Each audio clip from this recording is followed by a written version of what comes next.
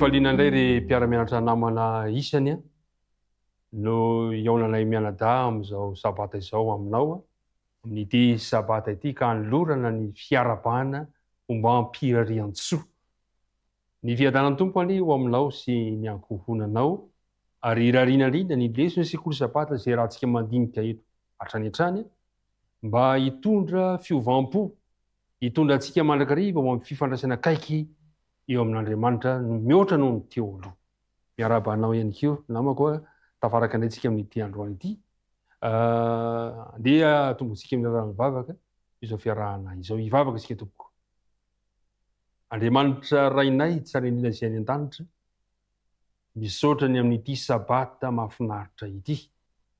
Sabata izay azonay antoka fa efa nanomana ny fitahiana manana ambiampy ho an'ny tsirairay avy ianao. Ankehitriny ary raha hiaraka hamintina ny leson'ny sekoly sabata izahay dia mangataka indray ny tari-dalan'ny fanena masina mbao aminay ary mba ho avelanao ny heloka sy ny tsy fahantanterahana rehetra. Mitenena Jehovah amin'ny alalan'izao fiaraha-midinika izao fa tononona ny vavaka angatahana nony amin'ny anara Jesosy. Amen. Amen. Ny lesontsika dia nampitondray ny lohateny hoe miara-monina. Mahafinaritra zany satria isika tsy afaka miala ao anatina fiarahamonina. Raha mbola eto amin'ity tany ity isika dia miatrika izany fiarahamonina izany. Zay ny lohateny hoe miara-monina. Misy ny andininy natao tadidiana, andeha ienoantsika izay andininy natao tadidiana izay. Amin'ny Kolosianina 4:4-5 aoka ny fiteninareo amin'ny fahasoavana mandrakariva ho mamosira mba ho fantatrareo izay tokony havalinareo ny olona rehetra. Mahafinaritra izany tari-dalana nomeny Paoly antsika izany ny amin'ny fiteny. Ny fiteny tokoa mantsy no mampisy fifandraisana voalohany na tsara na ratsy eo amin'ny fiarahamonina anankiray. Araka ny teniteny am-piandohana dia miara-monina amina fiarahamonina isika tsy afaka misaraka any amin'izay. Dia raha tsika mahita nefa fa ny tontolo misy atsika ny fiarahamonina misy atsika ankehitriny dia toa tahaka ny fiarahamonina anjakan'ny fifankahalana, anjakan'ny herisetra, anjakan'ny olana samy hafa. Ary zay indrindra ny soratsika n'Andriamanitra menantsika ny tari-dalana androany mba hahatonga antsika ho tsara ao anatina fiarahamonina anankiray. Ho zaraintsika roa lehibe ny dinika hifanaovantsika eto androany. Ny fizarana voalohany dia ny fifandraisana ao anaty. Ary faharoa kosa dia ny fifandraisana eny ivelany. Ny fizarana voalohany dia hoe fifandraisana ao anaty no ho jerentsika voalohany dia ny ao anaty dia mazava ho azy fifandraisana eo amin'ny tokantrano izay misy antsika. Ny tokantrano dia azo antsoina hoe orinasam-pianakaviana. Zany hoe misy tale ao dia misy tompon'andraikitra maro samy hafa. Kanefa ao anatin'izany ihany koa no tokony ahitana firindrana tsara indrindra ary izay le fizarana voalohany izay no resahantsika vetivety. Voalohany raha miresaka tokantrano isika dia ahitana ny mpivady ao. Dia ny faharoa ahitana ireo zanaka. Inona ny torohevitra nomeny Paoly ny voalohany mikasika ny amin'ny tokantrano. Dia eo andeha ho jerevantsika ary ny voalaza amin'ny Kolosianina 4:3. Kolosianina 4:3 marina mba ao anatin'ny Baiboly iray manontolo dia be lehibe ireo torohevitra momba ny tari-dalana ny amin'ny momba ny amin'ny tokantrano kristianina. Betsaka izy ireo. Fa andeha ny Paoly no jerevantsika amin'ity androany ity. Ao amin'ny Kolosianina 4:3 ka ny andininy 9. Hoy izy hoe ianareo vehivavy maneke ny vadinareo. Ahoana ny fahitantsika izay teny izay? Manatitra trany aloha ny arahaba ho antsika rehetra izay miara-mianatra amin'ity maraina ny sabata ity. Tsy nijanona treo le teny fa mbola nitohy. Ianareo vehivavy hozy izy maneke ny vadinareo. Dia nitohy dia hoe araka izay mety atao ao amin'ny tompo. Zany hoe ny tompo aloha zany. Rehefa manaiky zany ny tompo manaiky ny tompo ny vehivavy dia mandeha ho azy ilay fanekena ny vady izay lehilahy. Re mpiara-mianatra namana isany zay tokoa no taridalana mihinantsika. Ny baiboly dia tsy mampianatra manao hoe andeha zay rehetra tenen'ny lehilahy dia eken'ny vehivavy, na dia iverina aza fa efa tena zava-doza ilay izy. Fa nitarihany eto dia hoe maneke ianareo vehivavy, maneke ny vadinareo arak'izay mety atao amin'ny tompo. Tsy hoe akory zany raha miteny an'izany ny soratra masina, tsy hoe ny vehivavy dia ambany noho ny lehilahy, tsy midika koa zany manao hoe ny vehivavy dia andevo ny lehilahy, tsia. Fa ito dia hoe le hoe maneke ny vadinareo amin'ny zavatra rehetra arak'izay mety atao amin'ny tompo, dia hoe mametraka n'Andriamanitra lohalara zany ny vehivavy, ka zay rehetra hita fa mifanaraka amin'ny sitrapon'Andriamanitra dia manaraka izay fanekena amin'ny vadiny ny vehivavy. Ahoana ilay koa sary ny amin'ny taridalana mena ny lehilahy. Eo amin'le ho an'ny lehilahy dia izao indray no ambarany eo amin'ny 9:20 hoe ianareo lehilahy tiava ny vadinareo ary aza sositra aminy. Ianareo lehilahy tiava ny vadinareo, maneho hoe tahaka ny tiavan'ny Kristy amin'ny fiangonana zany. Zany hoe misy mety zavatra tsy arak'izay nieritreretiny angambany, mety izay le hoe fiangonana misy manota isika, fa zao kosa nefany nasain'ny Kristy, nasaina mihitsy hoe tiava tahaka ny tiava Kristy fiangonana. Dia zao koa hoe tompona andraikitra ihany koa amin'izay azo soa ny vadiny ihany koa zany izy. Dia fahatelo dia zao hoe eto amin'le tohany hoe ary aza sositra aminy. Manao ahoana le aza sositra aminy? Eo le fitiavana zany e. Aza masika tinambara dia zao hoe aoka re amboarina tsara angamba raha indraindray mety misy mampasositra e.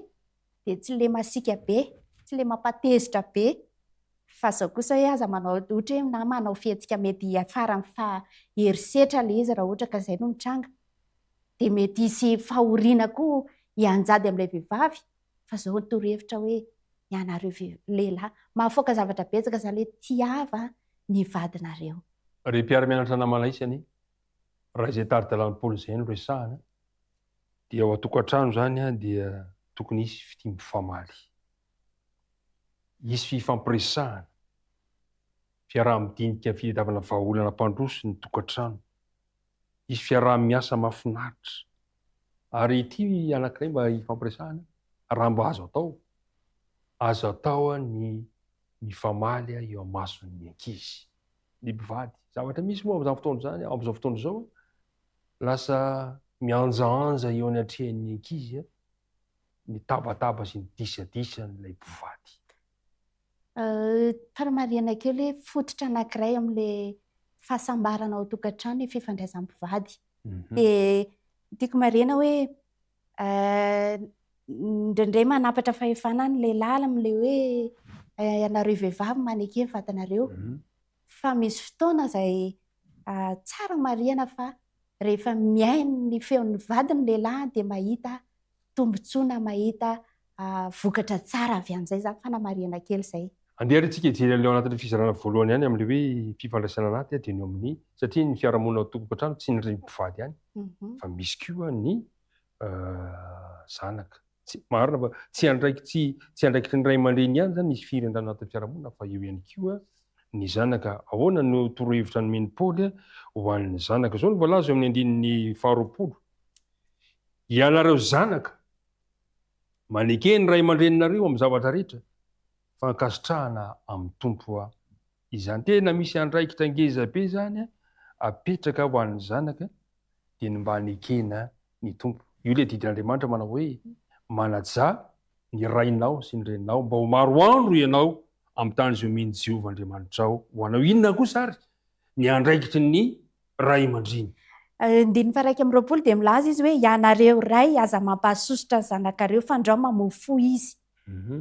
Eo zany no tsara apetraka hoe misy zany andraikitra izay tokony ataon'ny ray aman-dreny. any amin'ny oabolana izy dia milaza ny hoe zaro amin'ny lalana tokony alehany fa zaza rehefa lehibe sy ala am'zany efa lehibe sy ala amin'izany tsy tsitsiana tsorakazo dia any Mattio izy dia Jesosy milaza hoe avelao ny zaza anatinay ampianarina zany andraikitra zany zay ho an'ny ray aman-dreny ampianarina ahafantatra an'Andriamanitra anatina Jesosy ny zaza dia Deutéronomie dia milaza any amin'ny toko fahenina safidy hoe ampianary tsara ny zanako zany na mivoaka na miditra ny trano ianao na mandeha na aiza na aiza zany andraikitra izay mba hatahotra n'Andriamanitra hatahotra n'Andriamanitra izy dia ampianarina koa ny zanaka hiaino sy ankatoa anaiky ny anatra zay zany andraikitra tokony tsy madino tsika ray aman-dreny eo amin'ny fitaizana ny zanantsika sy fanabeazana azy raha izay taridalana tena momba ny ray aman-dreny zay no resahana dia tonga ho an-tsaina betrany hoe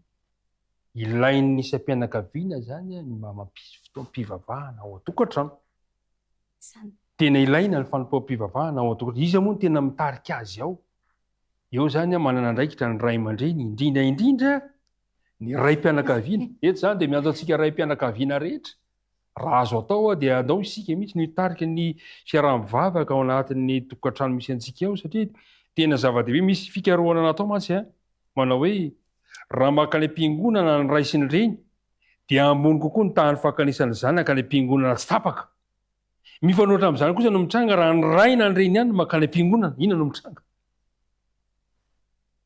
mahagaga izy nefa fa ny fakanesan'ny raim-pianakaviana ny am-piangonana mihoatra ny fandehanan'ny ray reny any am-piangonana dia mahatonga olona maro azoto ho an'ny am-piangonana ahoana fahitanao zany amarim-pianakaviananao arak'izany zany dia zao hoe tsy tokony atao ambanin-javatra zany ny anjara asan'ny raim-pianakaviana eo amin'ny famolavolana ny zanany amin'ny lafiny ara-panahy zany hoe zava-dehibe loatra zany no anaovan'izany amin'ny mpahamatorana raha tiantsika zany ny ahatonga ny zanantsika ho tia zava-panahy amin'ny lafiny rehetra ao tokantrano makany am-piangonana dia ilay ray zany anisan'ny ohatra ray aman-dreny zany ohatra izay alain'izy ireo modely zany izy ireo ry mpiara-mianatra namana isany ny fizarana voalohany zany dia le fifandraisana ao anaty dia ny tokantrano fifandraisana ao an-tokantrano ahitana ny mpivady dada sy ny ary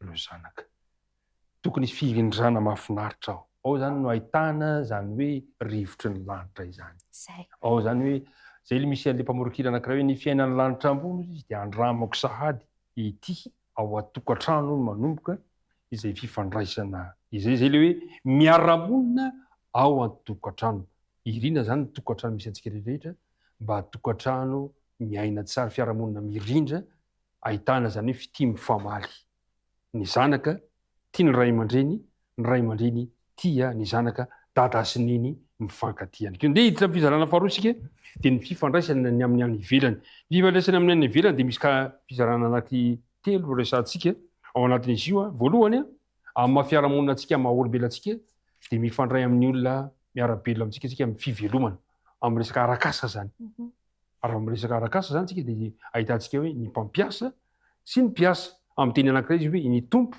sy ny mpanompo faharoa dia resantsika eo ny fifandraisana amin'ny any ivelany amin'ireo mpiara-mivavaka any amin'ny fiangonana zany inona no andraikitra raisika amin'ny mahafiarahamonina antsika ary ny fahatelo dia ho an'ireo olona zay azo lazaina hoe tsy ao anatin'ireo sokajy ireo sady tsy mpiara-miasa aminao izy tsy mpiara-mivavaka aminao izy fa olona ivelany mihitsy izy zany ahoana nisin'izay firendrana fiarahamonina zay ndeha ho jerefantsika voalohany ny mikasika ny amin'ny hoe fifandraisana eo amin'ny mpampiasa sy ny mpiasa ny lehibe sy ny mpiasa ity am-piandohana aloha dia resantsika fa tsy resaka fanandevozana koa izy io ny fanandevozana mantsy tiakano tsy tiakano tsy zay tiana hampanaovan'ny tompo dia tsy mahamaly tsisy fifamaliana ary na mety atao na tsy mety atao tsy izay zany ny fifampiresana eto andeha ary ho jerefantsika hoe inona re ny taridalana zay omeny Paoly andeha voalohany resantsika zany ny amin'ny inona tokony torohevitra omena amin'ny mpiasa rehetra mba ahafahana misy fiarahamonina mirindra eo amin'ny misy antsika tsiraray avy malitsika azy ihany ny tenin'Andriamanitra misy toko sy andinana anankiroa fa ny ray ihany no vakiantsika ao amin'ny Kolosiana toko 7:12-15 sy ny Efesiana toko 5:5-5 fa ilay voalohany no vakiantsika. Ianareo mpanompo maneke ny tomponareo araka ny nofo amin'ny zavatra rehetra, tsy amin'ny fanompona eo maso tahaka ny mpilasitraka amin'olona, fa amin'ny fahatsoram-po matahotra ny tompo, ary na inona ataonareo dia ataovy amin'ny fo tahaka ny ho an'ny tompo fa tsy ho an'olona, satria fantatrareo fa ny tompo no andraisanareo ny lova ho valiny. Fa manompo an Kristy tompo ianareo, fa izay manao ny tsy marina dia handray araka ny tsy marina nataony, fa tsy misy fisantavan'olona. Torohevitra omeny Paoly zany dia izao hoe aleo re atao tsara ny asa e. Tahaka ny ho an'ny tompo izy ho an'Andriamanitra zany, ataovy amin'ny herinao foana zany izay asa ataonao, na dia tsisy mijery aza, tsy fatahorana le hoe sao dia be dia na sao dia izao fa tena atao amin'ny fo. Zany hoe miezaka zany manao ny tsara indrindra eo amin'ny asa. Dia raha misy zany zavatra tsy mety ihany koa ataonao, dia ekeo ny fanitsinana, ny fananarana ny fampandrosoana, satria hitondra tarika amin'ny fampandrosoana ireny. Dia manaraka izany koa dia hoe rehefa manao ny asa tsara isika dia na dia tsisy mahita ary io dia miseho ny vokany, misy vokatra tsara zany ao anaty ho valin'izay. Ary farany dia tsy hoe manafaka antsika amin'ny fanandevozana akory zany, tsy hoe mitondra ho amin'ny fanandevozana, fa ao amin'ny lesona dia misy ohatra anankiray izay naneho fa rehefa tonga rahalahy i Onesimosy mpanompon'ny Filemona dia tsy handevo intsony. Izany hoe raha ohatra zany tsy handevo izy dia tsy hoe tsy nanao ny asa tokony nataony intsony, fa araka nefa nitondrahan'ny Filemona anazy maka kristianina Filemona dia mitondra azy tsara izy. Ary eo zany no azosikevitra ho an'ny mpiasa hoe na dia efa afaka ary izay hoe mety ho fangejana sanatria izany dia atao tsara tahaka ny teo aloha ihany ny asa amin'ny fatahorana an'Andriamanitra. Anao tokoa moa ny fiarahamonina ampiasana raha izany daholo ataon'ny mpiasa. Manao ny asa amin'ny fo, manao ny asa toy ny ho an'Andriamanitra. Anahoana tokoa moa zany. Fa tsy nijana teo nefa ny torohevitra Paoly, fa misy torohevitra ihany koa ho an'ny lehibe, ho an'ny mpampiasa zany. Inona ireny torohevitra Paoly? Hoy izy hoe amin'ny toko 4:1, ianareo tompo, io zany ianareo lehibe. Zay ny tiany tenenina. Atovy amin'ny mpanomponareo izay marina sy izay mety, satria fantatrareo fa ianareo koa mba manana tompo any an-danitra. Ny tena zava-dehibe zany dia ohatra ny ao tokantrano ihany. Tia mifamaly koa io. Manao ny asa tsara ny mpiasa, ny lehibe ihany koa dia manao tahaka an'izany, hitondra amin'ny rariny sy nitsiny. Tsy mampiasa fandrahonana na fitakiana mivaivay izay atao hoe mifanohitra amin'ny fandaminan'le asa. Satria izao, satria ny mpampiasa koa dia manana lehibe ao ambonin'ny Jesosy. Ary izay nolazain'ny Paoly hoe manana tompo izay any an-danitra izy. Raha fitinina zany ny fizarana faharoa tapany voalohany iny dia ny fiarahamonina eo anivon'ny orinasa anankiray.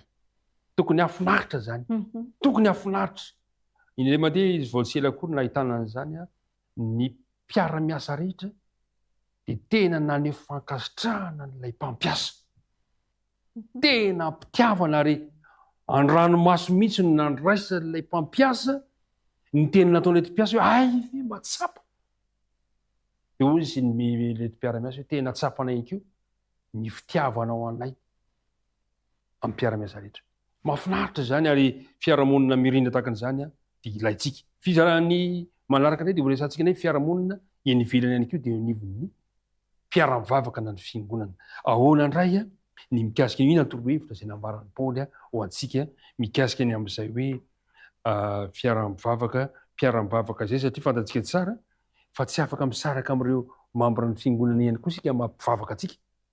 Kanefa rehefa tsy haintsika ny maneho fiaraha-miaina tsara dia hitondra korontana, hitondra olana. Efa rahantsika teto Madagasikara, teto amin'ny toerana misy antsika, fa misy fiangonana ady hatramo. misy mifanainga tanan'akanjo mihitsy andeha hiady ao am-piangonana, misy mifampitory. Inona ary ny torohevitra nambaran'ny Paoly mikasika ny amin'ny lay fiarahamonina eo anivon'ny fiangonana. Malitsika izay fanontaniana izay hatrany Kolosiana 4:4 faharoa ka hatramin'ny fahaefatra. Ozy hoe mareta amin'ny fivavahana, ka miambena amin'izany amin'ny fisaorana, ary mangatako ho anay mba hamohan'Andriamanitra varavarana ho an'ny teny ilazanay zava-miafina izay any Kristy, sady izany no namatoranay mba hariariko tsara izany tahaka izay tokony hitenenako.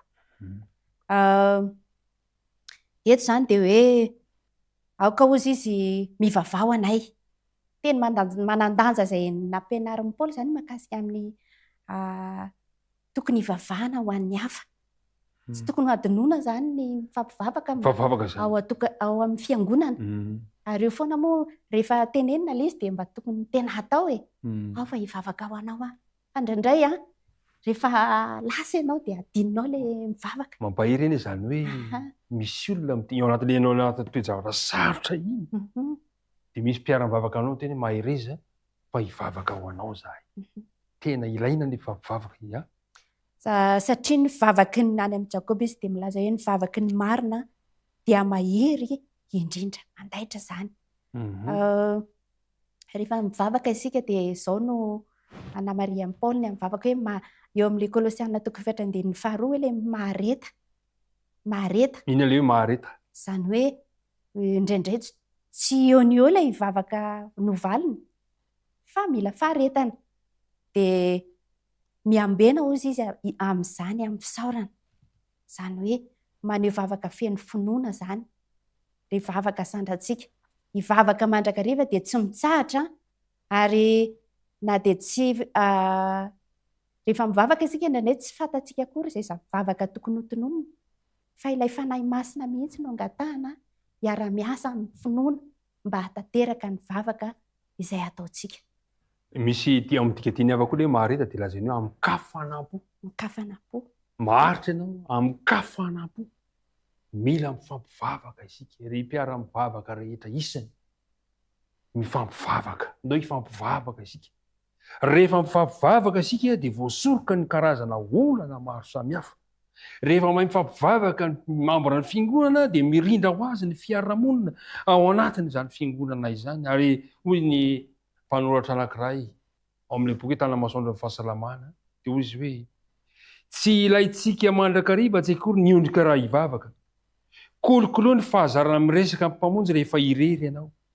Rehefa mandeha, rehefa sahirana amin'ny asa andavanandro dia hoy izy aoka asandra mandrakariva tsy akojanona ny fangatahana ny vavaka izany. Dia hoy izy hoe aoka ho fofinainao, aoka ny fofinainao rehetra ho vavaka. Tena zava-dehibe izany ny fiarahamonina anankiray io mila mifampivavaka isika. Ianao izany mivavaka ho aho, izaho hivavaka ho anao. Isika mifampivavaka. Rehefa mpiara-mianatra ny lesona sekoly sabata isany aoka hifampivavaka isika. Eto am-bavaka izahay, izay koa hitondram-bavaka. Anareo ny farany ny fiarahamonina anankiray farany izay tsy afaka misaraka amintsika koa raha mbola eto amin'ny tany ity isika dia ireo olona ivelan'ireo rehetra nyresantsika teo. Ivelan'ny tokantrano, ivelan'ny toeram-piasana, ivelan'ny fiangonana. Iza izany ireo? Ireo izany ilay manodidina anao. Mety ho mpino izy ireo fa tsy miaraka aminao. Mety tsy ho mpino koa izy ireo. Kanefa dia fiarahamonina miaraka aminao. Inona no tari-dalana kanefa tadio tsara fa tombotsoantsika ihany koa ny miaraka amin'izy ireo. Tena tombotsoantsika ihany koa ny miaraka amin'ireo olona ireo satria omen'Andriamanitra antsika ihany koa ireny olona miaraka amintsika ireny. Inona no tari-dalana mino Paoly antsika ny amin'izay fiarahamonina eo amin'ivon'ny olona tsy mpino na tsy mpivavaka tsy miaraka amintsika ireny. Ndininy 5:5 ilay Kolosiana 4:4 ihany dia hoy izy hoe mandehana amin'ny fahendrena izay eo ivelany ary araoty ny andro azo anaova-tsoa aoka amin'ny fiteninareo amin'ny fahasoavana mandrakariva ho mamsira mba ho fantatrareo izay tokony havalinareo ny olona rehetra. Manoro hevitra eto izany Paoly hoe andeha amin'ny fahendrena. amin'ny fifandraisana amin'ireo izay eny ivelany izay tokony izarantsika ny fitiavan'Andriamanitra. Dia hoe rehefa miresaka amin'ny fiteny ozy izy, io fiteny io mantsy ny tena poziny izy io indraindray, ary io koa nefany no mitondra fitahiana sy fifahavana. Na izy io mahafaty na zay na mahavelona. Na mahavelona. Dia ny torohevitra eto izany dia hoe aoka ilay ho amin'ny mahavelona fiteninareo ho amin'ny fahasoavana mandrakariva. Ahoana moa ny ahatonga izay fitezantsika ho amin'ny fahasoavana? Izany hoe tsy tokony hoe ho tsara fanahy sy halala fomba fotsiny tsika rehefa miteny, fa ny teny izay ataontsika dia ho vonto ny fahasoavan'Andriamanitra eo ambany fiasan'ny fanahy masina. Ilay hoe ho mamy sira indray dia izao hoe aoka mendrika. Mahasarika izany manoloana ny olona hitenenantsika. Ianarana izany, ary arak'ilay teo aloha dia hoe eo ambany fiasan'ny fanahy masina. Dia eo amin'ny tapany farany dia hoe mba ho fantatrareo izay tokony havalinareo ny olona rehetra. Ny fanahy samy irery ihany, fanahy masina irery ihany no afaka manisy ny teny tokony ho lazaintsika mba havantsika. Tsika izany dia raha hifandray amin'ny olona hafa dia tsy ambaratelo hafa koatra ny hoe isika vonto ny fahasoavan'Andriamanitra sy ny fanahy masina. Fa rehefa ny fanahy masina no ao anatsika dia mivoaka ho azy eo amin'ny vavantsika izany teny feno fahendrena izany. Zao nefa indraindray dia mampalahelo ity zavatra resahako ity. Indraindray dia tsy dia hita loatra ny maha-kristianina antsika rehefa ao an-tokantrano. Fa rehefa eny ivelany kristianina ny olona anankiray. Ary izay no mahatonga ny Paoly nitarika antsika ny fiarahamonina voalohany dia miainga ao an-tokantrano. Zay vao ity ilay eny ivelany farany indrindra. Kanefa tany amin'ilay ivelany indrindra no noresahana aoka amin'ny fiteninareo ho amin'ny fahasoavana, ho mamy sira atraty ivelany. Satria nahatonga ny Paoly hiteny azy io tany ivelany. Satria efa fantatry Paoly izany fa efa nataonao izany taiza tao an-tokantrano. Fa indraindray misy mifanao ohatran'izany ary io mampalahelo. Eny ivelany tsara ery ilay fiteny. Tena mahafinaritra ilay fiteny. Fa rehefa amin'ilay fiarahamonina ao anaty, aika ivara-datsaka. Zava-doza izany. Ilay mpiara-mianatra namana isany aoka amin'ny fitenitsika ho amin'ny fahasoavana mandrakariva. Ny anehoantsika ilay fiteny ao amin'ny fahasoavana dia amin'ny voalohany ilay nolazain'ny Paoly voalohany eo amin'ny vady. Ianareo vehivavy, ianareo lehilahy, ianareo zanaka, ianareo mpampiasa, ianareo mpiasa, ianareo mambra amin'ny fiangonana, aoka amin'ny fiteninareo ho mamy sira. Dia rehefa avy eo izany potra ho azy eny amin'ilay ivelan'ilay tsy mifandray aminao. Ry mpiara-mianatra namana isany tsy ho vita izany. Mangatà mandrakariva fahendrena amin'Andriamanitra. Tapotra ny fotoanantsika, inona re ny mba teny azonao amihezana zavatra niresantsika teto androany? Teny kely izay tiako amehezana azy dia izao hoe manana ny andraikiny avy ilay tsirairay. Ilay ao anaty vady, indray mandresy zanaka, ny fiangonana, ny ao amin'ny toerana izay hiasana ary ny eny ivelany. Raha ohatra izany ka tanteraka ny samy manana tanteraka ny andraiky ny avy ireo rehetra ireo dia irindra ary hisady ilay hoe lanitra etỳ antany. Andao ianarantsika izany, ianarako, ianaranao, ary hisy ny fiarahamonina mirindra ao anatin'izany fity mifamaly rehetra izany. Ry mpiara-mianatra namana, andeha ry asaintsika Jesosy hiditra ao am-potsika, anomentsika fahendrena. Andeha ianarantsika manomboka androany fa ny tokantrano misy antsika dia tokantrano toerana azahoana antoka sy mampahazo aina mitondra fifaliana ho an'ny ankonana rehetra. Andeha mba ataontsika ho zombon-dahatra etỳ an-tany, toerana ikolokoloana fitiavana ny tokantrano misy antsika. Ary faharoa farany aza adino fa tsy maintsy miaina amin'ny fiarahamonina manodidina anao ianao. Dia tazonina ilay andina tao tadina manao hoe aoka amin'ny fiteninareo ho amin'ny fahasoavana mandrakariva, tsy ho mangidy sira fa ho mamy sira, mba ho fantatrareo izay tokony havalinareo ny olona rehetra. Ombanao any Andriamanitra, misaotra anao tamin'ny fiarahana teto a, misaotra ihany keo ny mpiaraka amintsika tamin'ity androany ity a, samia ho tahin'Andriamanitra, andeha ho faranantsika mivavaka izao fotoana izao. Miaraka hivavaka isika.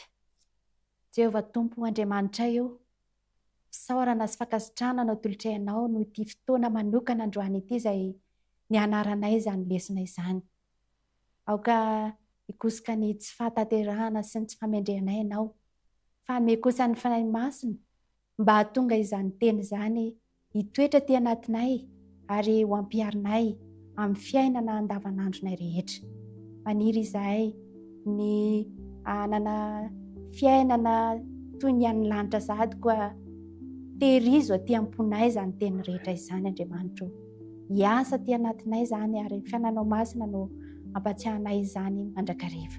Isaraketo izay amin'ity maraina ity, fahasoavanao, fitahinao aneo amin'ny mpiara-mianatra rehetra mba azoto ihany koa hianatra ny teninao mandritra ity enemanay ity indray, dia mitahiny tsiraray avy ho tontolo andro feno fitahinana ity sabata izay omenao anay ity. Fatononay ny vavaka amin'ny anaran'i Jesosy. Amen. Amen.